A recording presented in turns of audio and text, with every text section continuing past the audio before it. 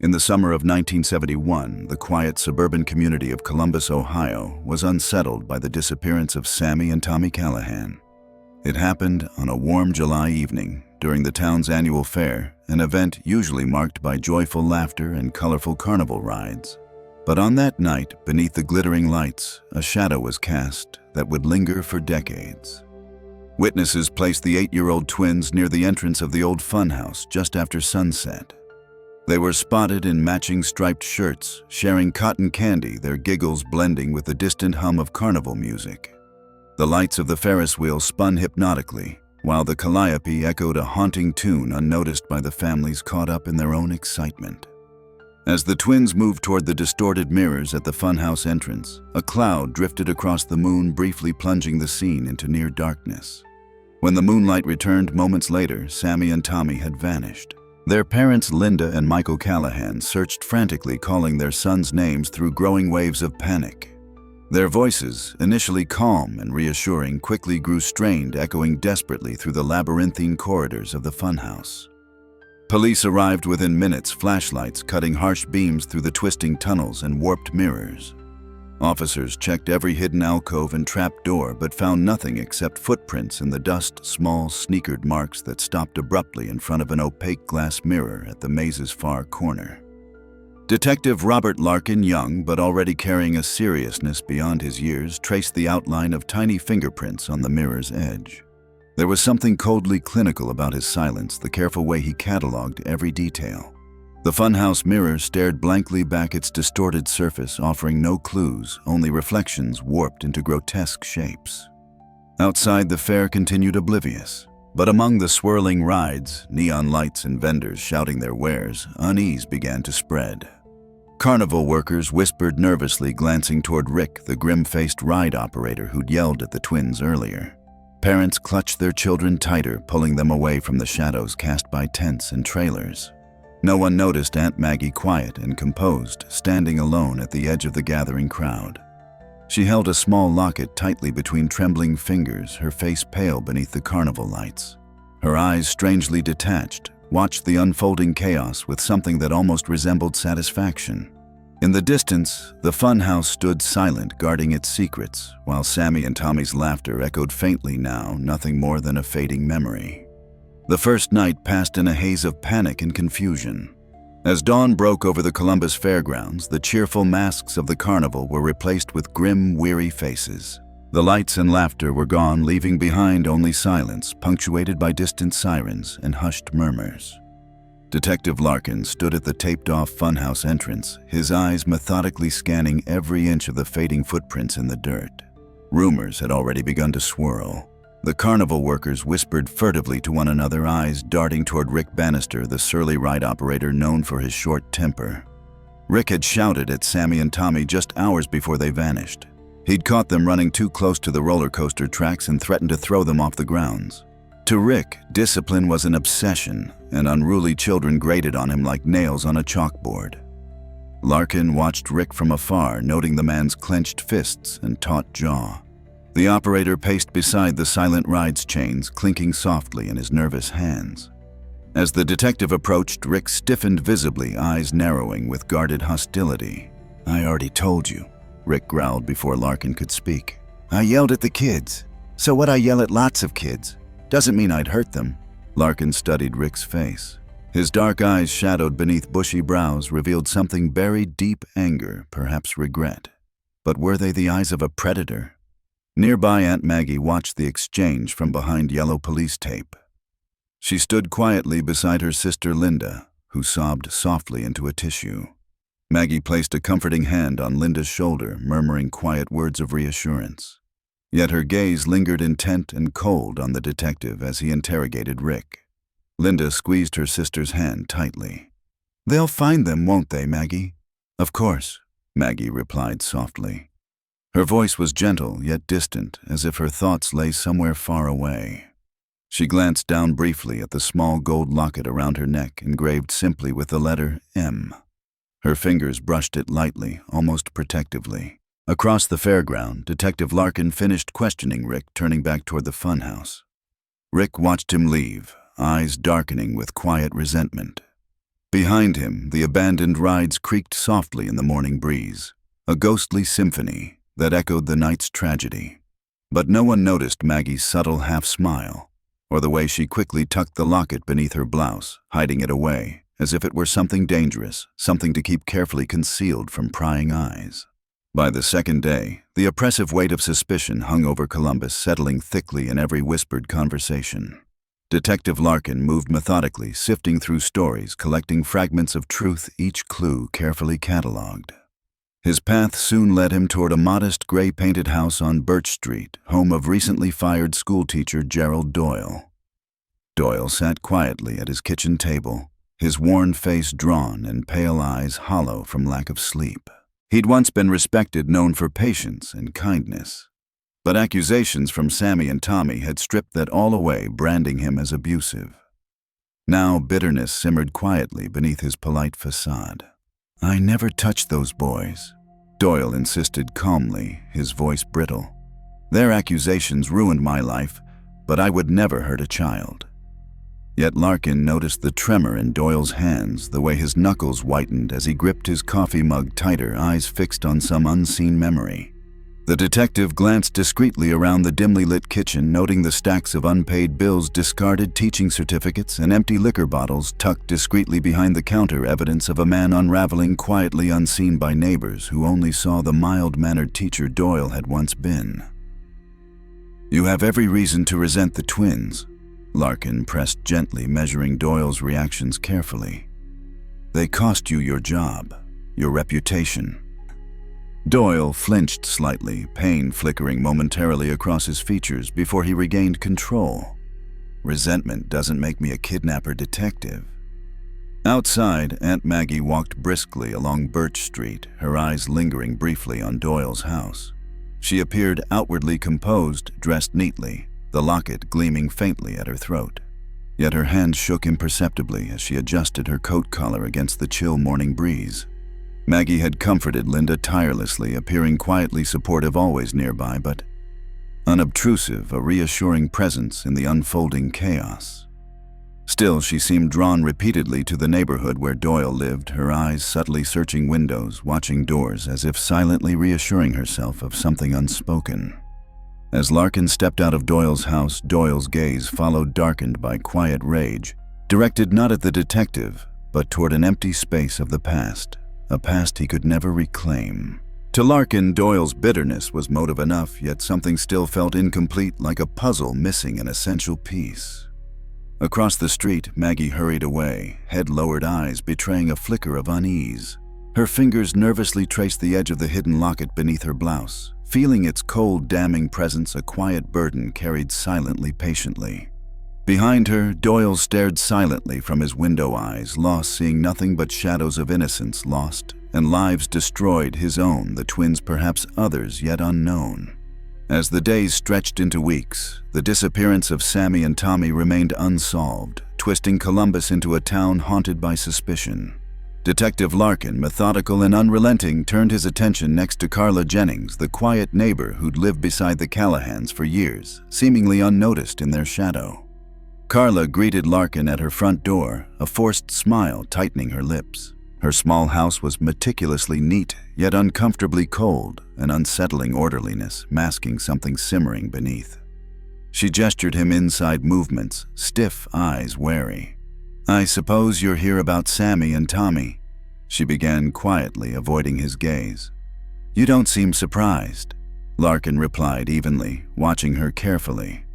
Carla paused, her expression shifting subtly, bitterness seeping through her careful composure. "Everyone's talking. It was always the twins, the Callahans, the perfect family," she murmured, bitterness lacing her voice. "It's tragic, but maybe their parents should have paid more attention." Larkin noted how Carla's hands clenched, her eyes briefly flicking toward a photograph of her late husband who'd passed years earlier, leaving her alone and struggling. The detective sensed deep envy in Carla's quiet resentment, a simmering jealousy that might have driven someone toward cruelty. "Your life hasn't been easy," he said gently. "Watching them must have been painful." Carla stiffened her cheeks, coloring slightly, betraying hidden shame. "You think envy drove me to hurt those children?" Her voice trembled, almost believable in its indignation. Yet something unspoken lingered beneath the surface. Across the street, Aunt Maggie stood silently beside Linda, carefully observing from a distance. Her quiet, watchful gaze fixed on Carla's house expression unreadable. Her hand concealed within her coat pocket traced the edges of her locket compulsively, her secret talisman. Linda whispered anxiously, "You don't think Carla could have—" "Shh." Maggie soothed gently, eyes narrowing imperceptibly. "Let's not jump to conclusions. Everyone has their secrets." Inside Carla's house, Larkin finished his questioning, sensing her bitterness, her envy, but still feeling something incomplete, something misdirecting him. Carla's anger felt genuine but lacked the cold precision of calculated violence, yet the possibility lingered, clinging like smoke. As the detective departed, Carla watched him go, eyes hollow. Her bitterness was real, but perhaps she had merely been a convenient distraction, another layer obscuring a deeper truth. Across the street, Maggie squeezed Linda's shoulder reassuringly, her touch firm yet strangely detached.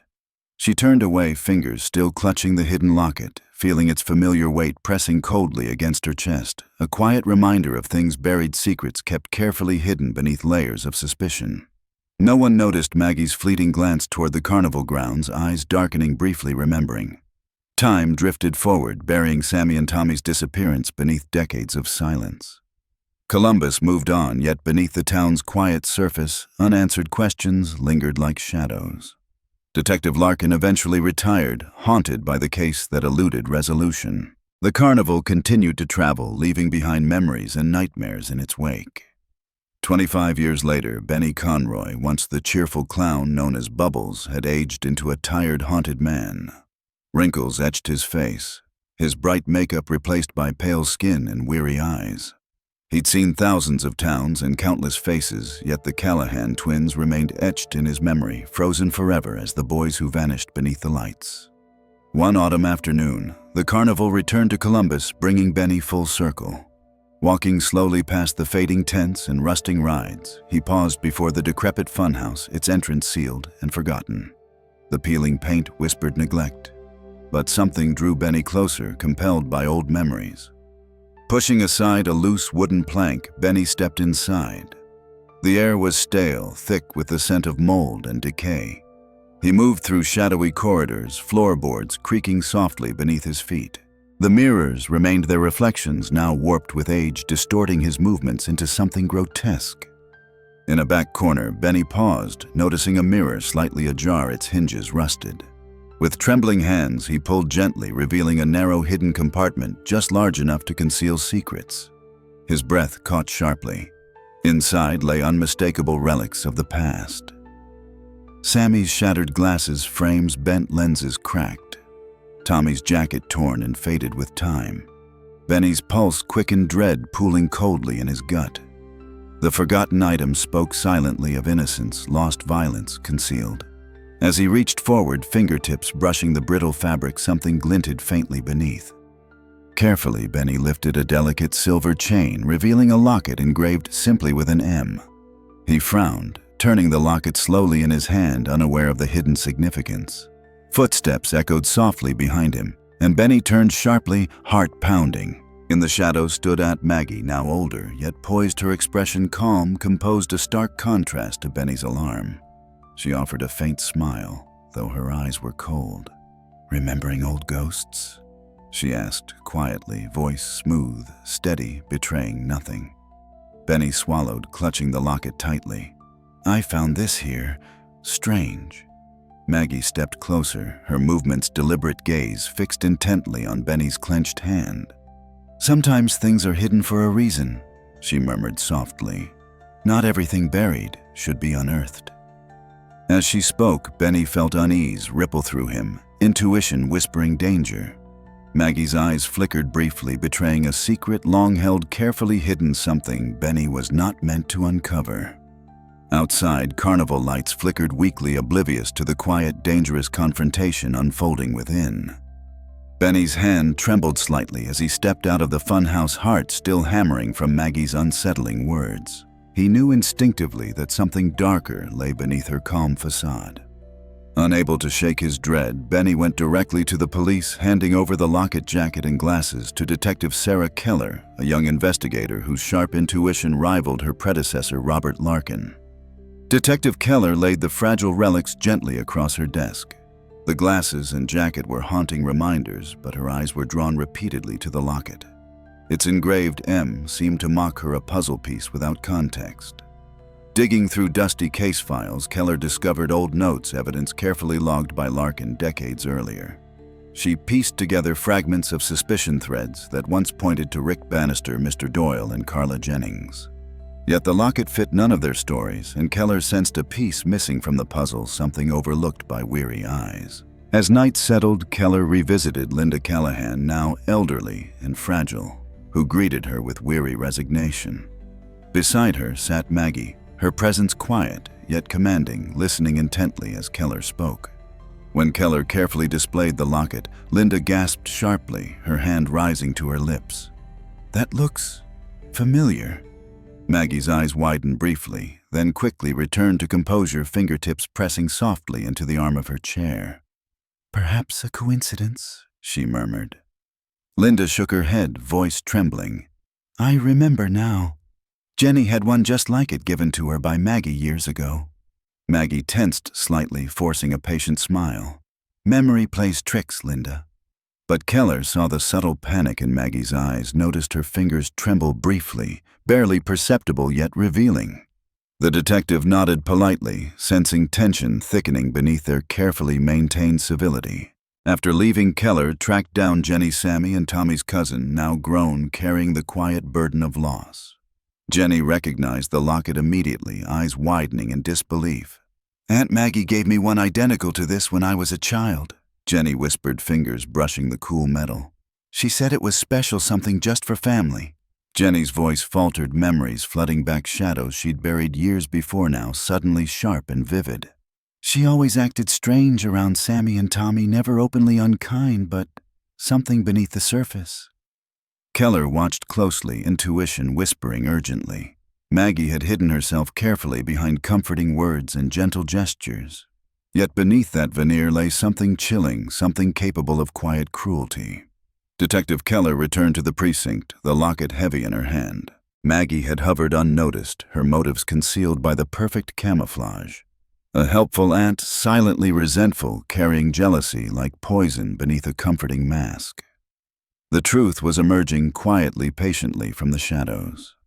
Detective Keller spent restless nights poring over case files, unable to shake the chilling clarity emerging from scattered fragments. Aunt Maggie had hidden in plain sight for decades, her quiet bitterness disguised as compassion. The locket, overlooked by everyone, was now a beacon pointing directly toward a family betrayal too horrifying to imagine.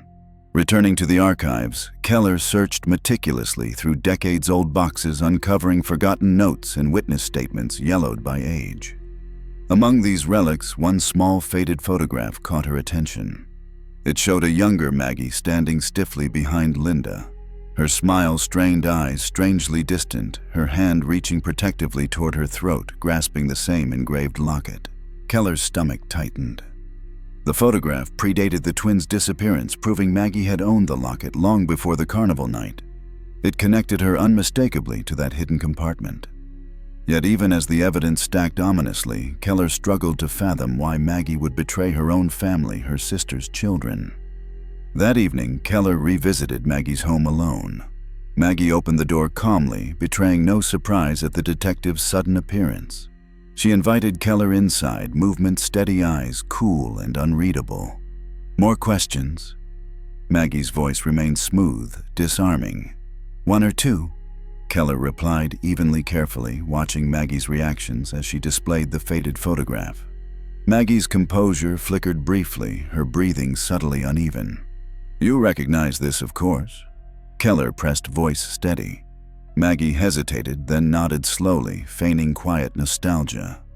"That was so long ago. Happier days." "But not for you," Keller observed quietly, noticing the way Maggie's fingers nervously tapped the tabletop. "You never truly felt part of the Callahan family, did you?" Maggie's eyes darkened briefly, masking quickly behind practiced calm. Every family has tensions, she murmured dismissively. Keller leaned forward slightly. Enough tension to harm 2 innocent boys. Maggie's gaze hardened, a fleeting glimpse of resentment breaking through. Careful, detective, she warned softly. Accusations can destroy lives.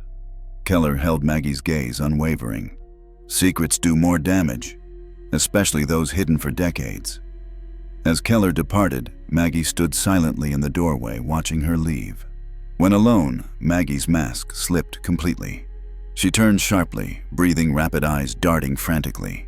Reaching into her dresser, she retrieved a small box carefully hidden beneath clothing. Opening it, her hands shook as she touched the locket's empty space, proof she'd lost control of her carefully guarded past. The detective was closer than Maggie ever imagined possible. Yet even cornered, Maggie remained determined. Her secret, horrifying as it was, had survived decades. It would remain buried no matter what cost it required now. But somewhere outside, Detective Keller walked purposefully toward answers, feeling the past's grip tighten around Maggie, closing slowly. Patiently and finally, relentlessly. Jenny sat quietly in the dimly lit precinct room, hands clasped tightly, eyes haunted by memories that refused to fade. Detective Keller observed her silently, noting the careful way Jenny hesitated before speaking, as if afraid of disturbing something long buried. "Aunt Maggie always seemed kind," Jenny began, softly, eyes distant. "But there was something beneath her smile, something brittle. I remember one night before Sammy and Tommy vanished, we were playing hide and seek at the Callahan house. Maggie found me hiding behind the curtains. She held my wrist too tightly, whispering that secrets shouldn't be hidden because someone always finds them." Jenny shivered, recalling the strange intensity in Maggie's voice, the subtle threat beneath gentle words. "I didn't understand it then, but I was terrified." Keller listened intently, sensing a deeper wound beneath Jenny's quiet recollection. "Did you tell anyone?" Jenny shook her head sadly. "I thought it was my imagination. Maggie was always so helpful, especially to my mother. But looking back, I see it clearly now. She resented Aunt Linda deeply, envied her perfect family. Maggie's life never matched Linda's, and she never forgave her for it." Outside, darkness pressed in shadows, creeping closer as if secrets themselves were closing in around them. Keller's pulse quickened, intuition clarifying. Maggie's envy had festered quietly, twisted into something monstrous behind a mask of comforting smiles. Later that evening, Keller meticulously revisited the Callahan home, empty, now yet filled with echoes. Walking slowly through dim corridors, she pictured Sammy and Tommy laughing, unaware of the jealousy simmering silently beneath their family's warmth. In the attic, tucked within a dusty trunk, Keller discovered faded letters. Maggie's handwriting, unmistakable words of resentment hidden behind carefully chosen phrases. Linda always got everything. The family, the happiness she never deserved. Why her, not me? Why her boys always so loved while I had nothing?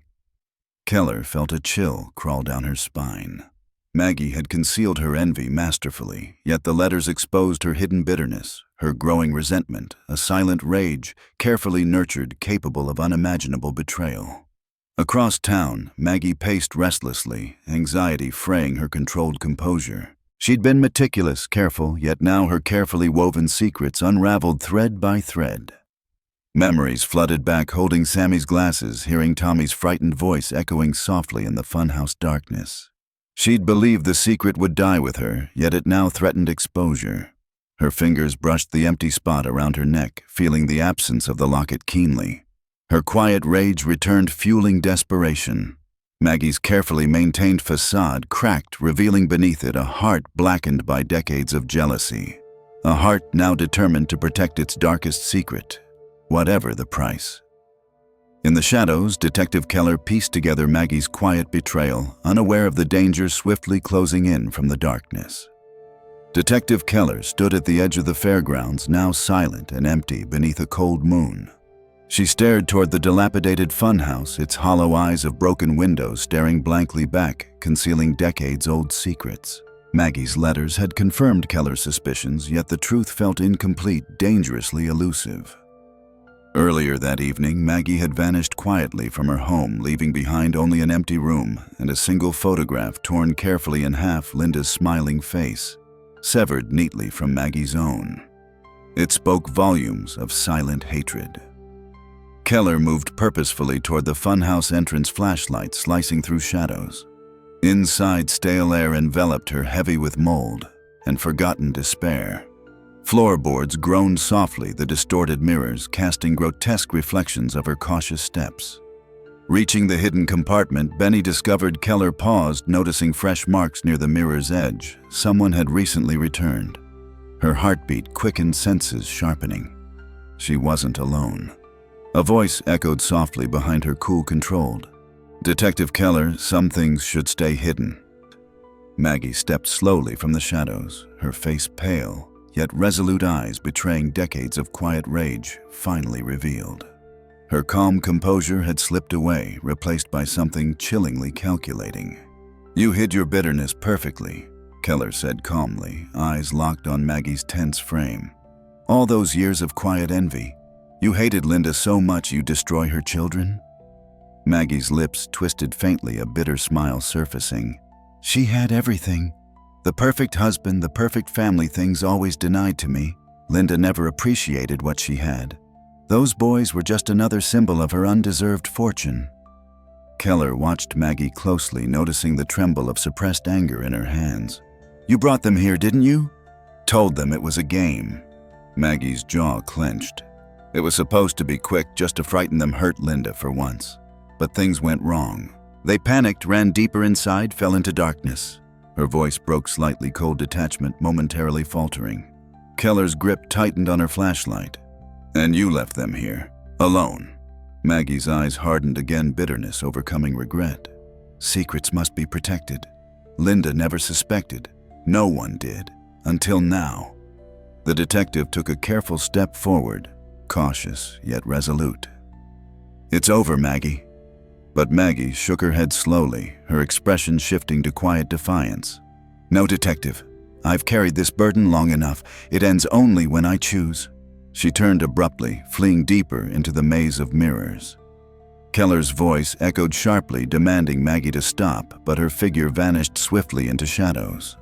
The funhouse creaked ominously around Keller, mirrors reflecting countless distorted versions of herself, each image twisted by darkness, an unsettling reminder of secrets buried too deeply too long.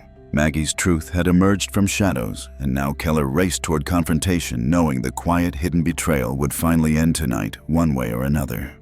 Detective Keller pursued Maggie deeper into the labyrinthine corridors of the funhouse, each step resonating sharply against the warped wooden floors.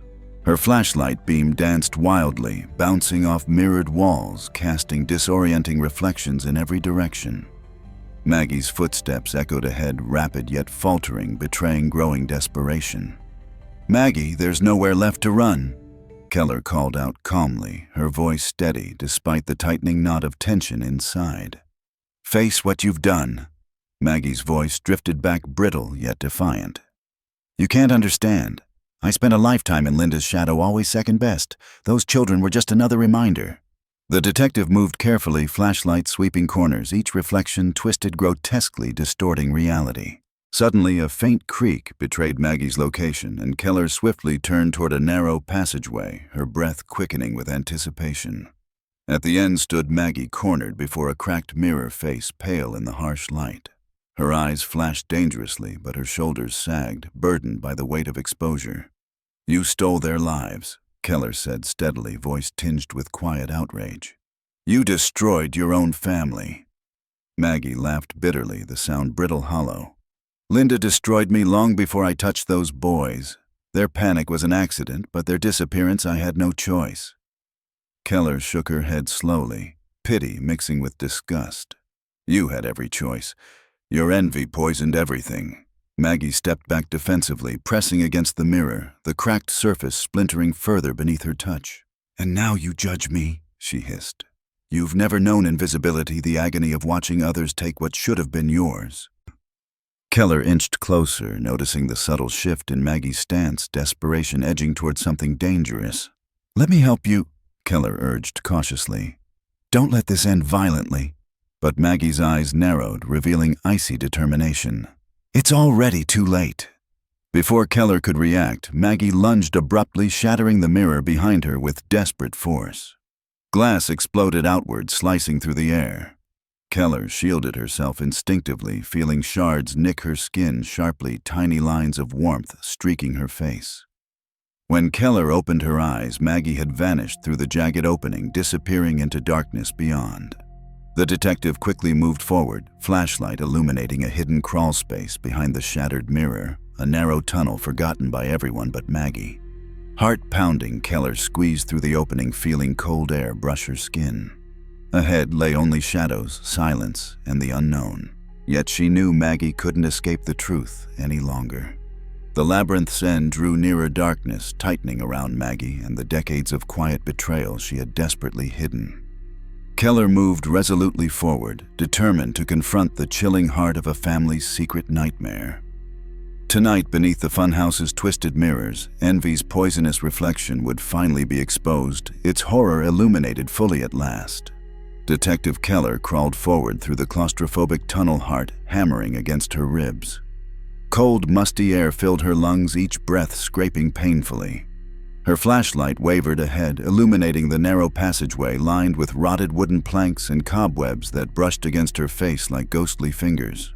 Finally, the tunnel widened into a hidden chamber, dimly lit by shafts of pale moonlight filtering through cracks above. Keller stood cautiously, her flashlight piercing the gloom to reveal Maggie huddled in a corner, her body trembling, eyes wide with panic and dread.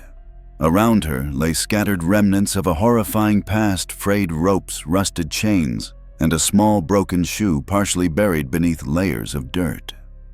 "What is this place, Maggie?" Keller asked softly, her voice steady, yet carrying an edge of cold accusation. Maggie lifted her face, streaked with tears and grime, a mixture of shame and defiance battling within her gaze. "It wasn't supposed to be this way," she whispered hoarsely, voice cracking under the weight of decades-old guilt. "I just wanted Linda to feel lost for once, to suffer as I had. But the twins ran, and everything spiraled out of control." Keller stepped closer, feeling revulsion mixed with compassion. "You left them trapped here alone and terrified. Your envy destroyed innocent lives." Maggie's breathing quickened, eyes darting wildly, cornered yet refusing surrender. "Linda never even suspected me. No one did until you." The detective's flashlight illuminated something chilling behind Maggie, a faded drawing etched crudely into the wooden wall, depicting two small figures beneath a weeping face. Keller's stomach tightened sharply, a nauseating confirmation of Maggie's twisted, hidden grief. "You kept coming back here," Keller said quietly, understanding dawning in her voice. "You couldn't let go." Maggie closed her eyes tightly, chest heaving with quiet sobs. "They haunted me," she admitted finally, voice barely audible. "Every night I heard their frightened voices, but it was too late to undo anything. The secret became everything."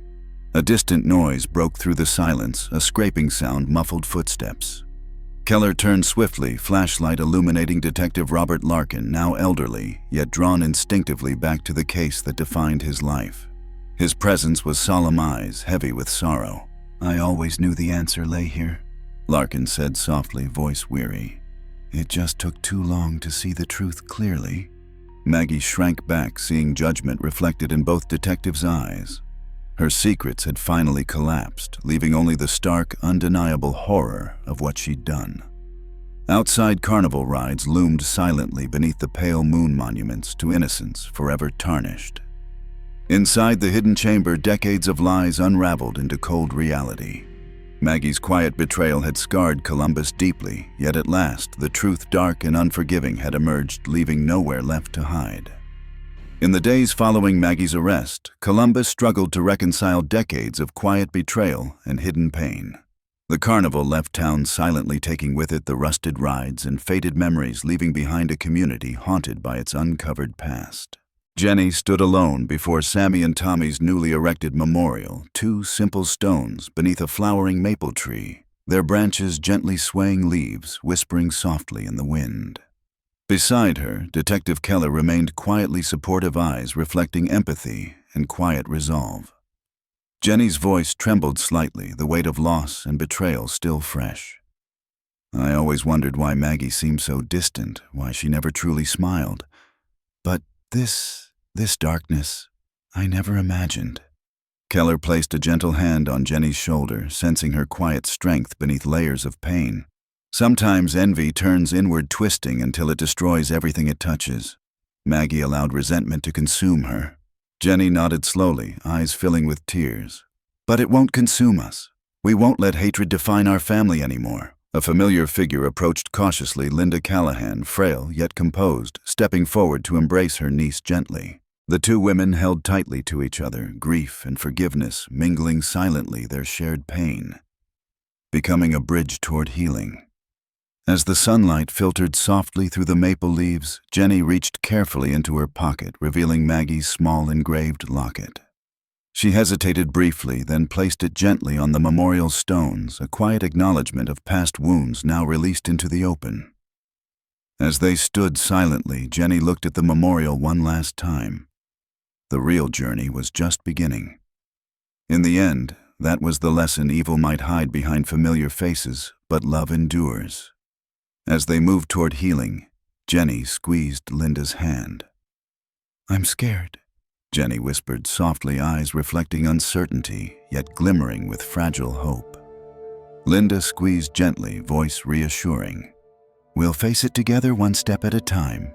They stepped forward, hearts heavy, yet resolved toward a future they would build carefully, deliberately, moment by moment. Columbus would remember the twins, honor their memory, yet refuse to be forever bound by the darkness that stole their innocence. Behind them, the memorial stone stood quietly beneath the sheltering maple symbols of loss, but also resilience, silent witnesses to tragedy transformed into strength. Somewhere far beyond, the distant sounds of laughter echoed softly, gently, a reminder that innocence, though wounded, endures, and that healing, even after horror, remains possible.